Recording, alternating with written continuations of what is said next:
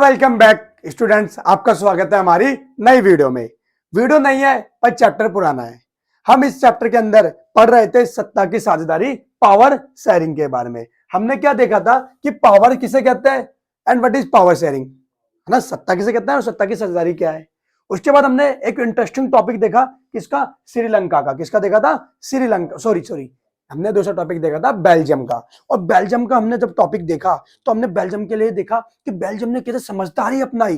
ले भैया कोई दिक्कत ही नहीं, लड़ाई झगड़ा कुछ नहीं, यूरोपीय संघ का मुख्यालय भी हमारे देश में होगा, ऐसा कुछ बेल्जियम ने करके दिखाया। आज का जो हमारा टॉपिक है वो पावर शेयरिंग अर्थात सत्ता की साझेदारी,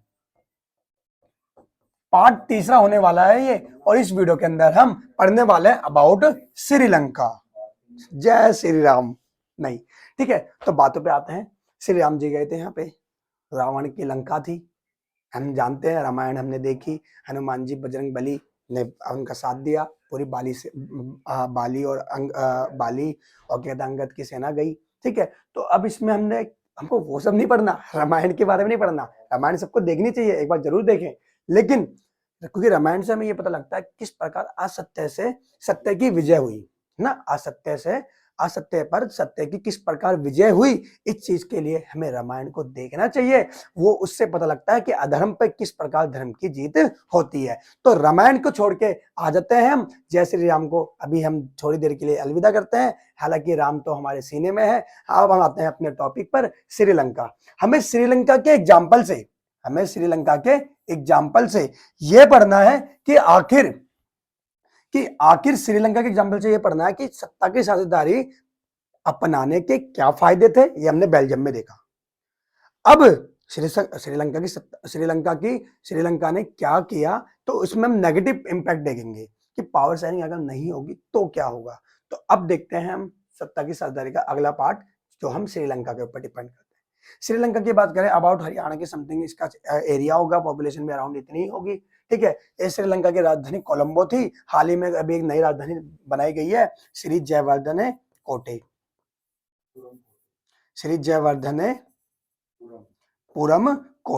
ठीक है, श्री जयवर्धनपुरम कोटे, इसको कोटे भी बोलते हैं।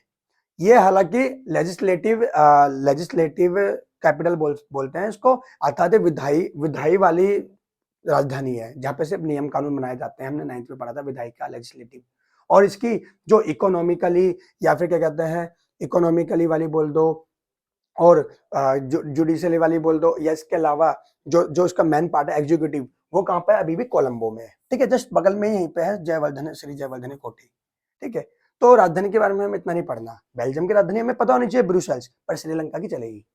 तो श्रीलंका की बात कर दी जाए, श्रीलंका हमारे भारत का, ठीक है, समुद्री सीमा से टच होने वाला पड़ोसी देश है। एक मालदीव पे और एक कौन सा है? श्रीलंका। ठीक है, इसके अलावा और भी भारत के पड़ोसी देश हैं। बचपन में बी एक ट्रिक है, बा से बंगाल, चा से चाइना, पा से पाकिस्तान, ने से नेपाल, बचपन में, मे से म्यांमार, ठीक है, बी से भूटान, ए से अफगानिस्तान। ये भारत के पड़ोसी देश थे।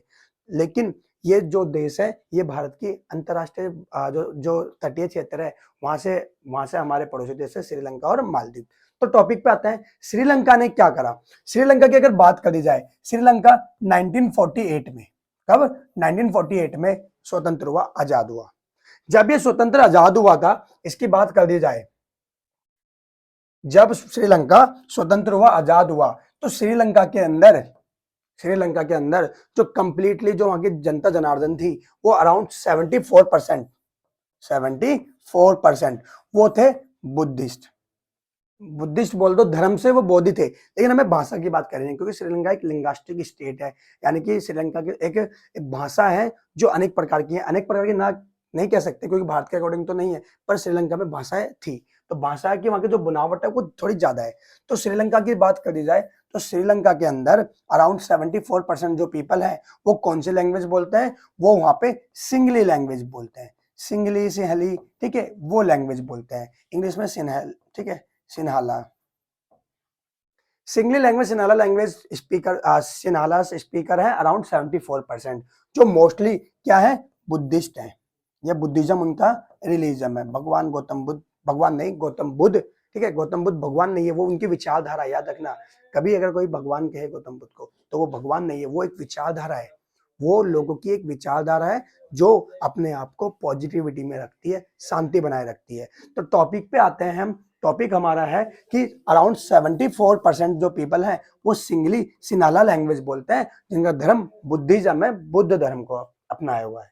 इसके अलावा 18% जो पीपल है, कुछ बुक में 19%, ठीक है, अराउंड 17 19 अलग अलग वो है, तो इस पर ज्यादा कंफ्यूज ना है। 18% जो पीपल है वो तमिल बोलते हैं। ले भाई, इंडियन भी तमिल वो भी तमिल, तो इंडिया का ही प्रभाव है। ठीक है, अभी देखते हैं कैसे। 18% जो पीपल है वो तमिल बोलते हैं। कौन सी भाषा बोलते हैं? तमिल बोलते हैं। अब ये तमिल की बात कर दी जाए तो इसमें भी दो तरह के लोग हैं। देखो, तमिल की बात कर देते हैं। ये हमारा क्या हो गया? केरला। ठीक है, ये हो गया तमिलनाडु, ये हो गया आंध्र प्रदेश, ये तेलंगाना, फिर ऊपर ये कर्नाटका हो गया, बेंगलोर की राजधानी है उसकी। इसके ऊपर अलग अलग उड़ीसा, छत्तीसगढ़। ठीक है, तो बात चल रही है क्या? बात चल रही है तमिलनाडु के टच में, तो भैया ये सदा तमिलनाडु के टच में आएगा ही, चपेट में आएगा ही। ठीक है, सिंपल सी बात है, कोस कोस तक प्रभाव पड़ जाता है। तो इस हिस्से में क्या हुआ?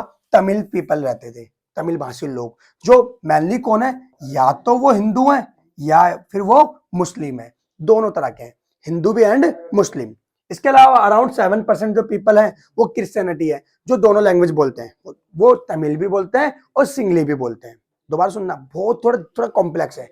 74% सिंगली है, सिनालास लैंग्वेज है उनकी। ठीक है, अराउंड 18% लोग तमिल बोलते हैं। मेनली दो लैंग्वेज याद रखनी है।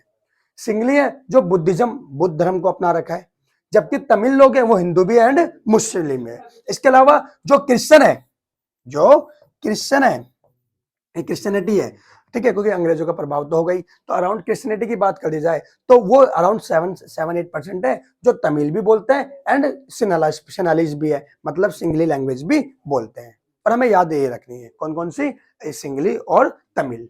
तो बात टॉपिक पे आते हैं कि हुआ क्या। 1948 में जब इंडिपेंडेंट हुआ तो इन्होंने क्या करा, इन्होंने सिंगलियों ने कोशिश करी कि तमिल पे डोमिनेंट हो जाए, प्रभावशाली प्रभाव अपने जमाए। क्यों? सिंगली क्या है, ले भैया, जनसंख्या में ज्यादा, पावरफुल भी ज्यादा हो जाएंगे, फिर जनसंख्या में ज्यादा होंगे तो जो माइनॉरिटीज है, जो अल्पसंख्यक है, उन पे प्रभाव डालने की कोशिश करी। फाइनली 1956 में क्या, 1956 के अंदर हुआ क्या, 1956 में इन्होंने एक लॉ पास किया, एक एक्ट पास किया। इन लॉ से पहले एक टॉपिक रह गया कि जो तमिल थे ना, ये भी दो तरह के थे। एक तमिल थे कौन से, जो वहीं के मूल निवासी थे, वहीं के इंडिजिनस नेटिव टाइप थे। ठीक है, और जबकि जो अराउंड 13% वहीं के थे। ठीक है, जिनका इतिहास शुरू से श्रीलंका में रहा है, वो हालांकि तमिल स्पीकर्स है, बट भारतीय मूल भी थे, भारतीय मूल के। ये भारतीय मूल के क्या थे? ठीक है, हुआ क्या करता था, जिस प्रकार केजीएफ मूवी में दिखाया गया है कि जो कलरफुल माइंस होती हैं उसके अंदर दूर दूर से लोगों को पकड़ के लाते हैं, माइनिंग करवाते हैं, रोटी कपड़ा मकान, यही भी रोटी कपड़ा और रहने के लिए जगह मिल जाती है, खाना पीना रहने। तो केजीएफ मूवी में हमने ये समझा। लेकिन उसी प्रकार जो ब्रिटिशर्स थे वो एक एक्ट लेके आए थे। ठीक है, इंडियन इनलैंड एक्ट, ऐसे कुछ 1988 में आया था, समथिंग 1888 में आया था। इस एक्ट को हम इतिहास में, हिस्ट्री में भी पढ़ेंगे, भारत में राष्ट्रवाद वाले चैप्टर के अंदर, गांधी जी वाले चैप्टर में भी पढ़ेंगे। तो उन्होंने वो क्या करते थे, प्लांटेशन बागानों में, कहां पर, प्लांटेशन या बागान हुआ करते थे, प्लांटेशन बागान हुआ करते थे, और कंप्लीटली इन लोगों ने भारत के कुछ लोगों को पकड़ के लाते और बागानों में, प्लांटेशन में उनके वर्क के लिए वहां पे इनको छोड़ दिया जाता, और फिर ये लोग काम क्या करते थे, कब, ड्यूरिंग द कॉलोनिज्म। कॉलोनिज्म का मतलब गुलामी वाले समय में, कॉलोनिज्म पीरियड, उपनिवेश, उपनिवेश बोलते हैं। उपनिवेश काल के दौरान कॉलोनिज्म के टाइम पे क्या हुआ, अराउंड 5% जो वहां के तमिल स्पीकर्स है वो इंडियन माइग्रेटेड, भारत के प्रवासी थे, क्या उनको यहाँ से ले गए बागानों में काम करवाने के लिए, और जब श्रीलंका इंडिपेंडेंट हुआ, स्वतंत्र हुआ, तो वो लोग वहीं पे जाके बस गए। इस प्रकार 13% और 5% मिलके अराउंड 18% जो पीपल है वहां की तमिल भाषी है, अर्थात तमिल लैंग्वेज बोलते हैं, तमिल स्पीकर्स है। इसके अलावा सिंगली 74%, तमिल हिंदू मुस्लिम भी है और सिंगली मोस्टली बुद्धिस्ट है। इसके अलावा क्रिश्चियनिटी, जो दोनों लैंग्वेज बोलते हैं, सिंगली भी और तमिल भी। श्रीलंका की ये थी वहां का लिंगास्टिक सिचुएशन, कि किस प्रकार वहां की भाषाई नीति क्या है क्या नहीं है। हुआ क्या, जब 1956 आया तो इन्होंने एक एक्ट पास कर दिया। इस एक्ट के तहत बोला गया कि जितनी भी यूनिवर्सिटीज होंगी, जितने भी स्कूल्स होंगे, या जितने भी हॉस्पिटल होंगे, या जितनी भी स्कीम्स, लॉस या कोई भी राइट्स होंगे, मोस्टली किसको प्रोवाइड किए जाएंगे? सिंगलियों को। यानी कि जो जनसंख्या में ज्यादा है, जनसंख्या में क्या है? ज्यादा, जिसको बोलते हैं बहुसंख्यक। जनसंख्या में ज्यादा होना मतलब क्या होता है? बहुसंख्यक। तो श्रीलंका ने 1956 के बाद क्या अपनाया? बहुसंख्यकवाद अपनाया। बहुसंख्यकवाद को बोलते हैं मेजोरिटिनिज्म। मेजोरिटी का मतलब क्या होता है? जनसंख्या में ज्यादा होना। और मेजोरिटिनिज्म का मतलब क्या हो जाएगा? मेजोरिटिनिज्म का क्या हो जाएगा? मेजोरिटिनिज्म बहुसंख्यकवाद का मतलब हो जाएगा जब कोई देश, उस देश की जनसंख्या में, जो जनसंख्या में ज्यादा है, उनके ऊपर ज्यादा अधिकार दे, उनको ज्यादा नियम कानून बना दे, उनके लिए ज्यादा रिजर्वेशन, आरक्षण दे दे, सब कुछ उन्हीं के लिए। भाई सिंपल सी बात है, एक घर में एक बेटा है, ये दो छोटा बेटा है, ठीक है? समझना, देखो, घर में एक बड़ा बेटा और एक छोटा बेटा। बड़े बेटे को दे दी पावर ज्यादा, बड़े बेटे को दे दी लाके बाइक, केटीएम, बड़े बेटे को लाके दे दिया आईफोन, बड़े बेटे को लाके दे दिया कैमरा, और इसने बाल करा दिए पीले वाले। ठीक है, समझना। तो हुआ क्या? ये हो गया ज्यादा प्यार देना। और जो बेचारा छोटा था ना, बेटा तू पढ़ पढ़ पढ़ पढ़, ठीक है? हुआ क्या? हालांकि ये सही है, पढ़ रहा है बच्चा, सुनना। हुआ क्या? ज्यादा प्यार इसको दे देगा तो भाई इसकी खिलसेगी नहीं खिलसेगी, गुस्सा आएगा नहीं आएगा? तो इस बेचारे का क्या होता है? दिल क्या हो जाता है? चूर हो जाता है कंप्लीटली।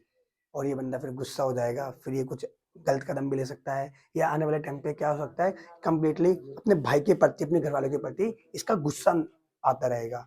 इसी प्रकार जो बहुसंख्यक थे, मेजोरिटी थी कौन? सिंगलियों की, उनको जब ज्यादा पावर दे दी गई तो जो तमिल थे वो हो जाते हैं क्या? नाराज। और तमिल लोग क्या कर देते हैं? लिट्टे, किसका निर्माण करते हैं?